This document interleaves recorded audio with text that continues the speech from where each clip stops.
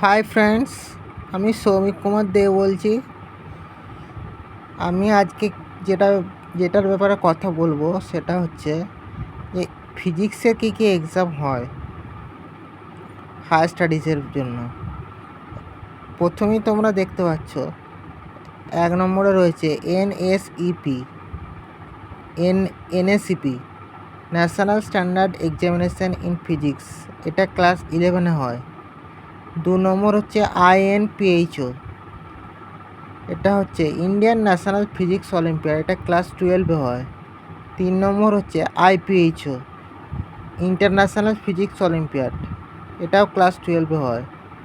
4 নম্বর হচ্ছে planks competition, এটা যারা বিএসসি করছে বা যারা এমএসসি করছে তাদের হয়, অর্থাৎ আন্ডার গ্র্যাজুয়েট বা পোস্ট গ্র্যাজুয়েট কোর্স যারা করছে তাদের হয়।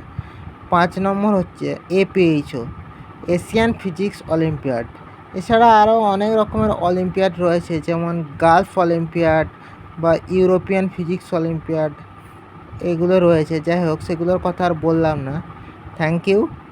যদি আমার ভিডিওটা ভালো লাগে চ্যানেলটা সাবস্ক্রাইব করো, ভিডিওটা লাইক করো আর বেশি বেশি করে শেয়ার করো। Thank you.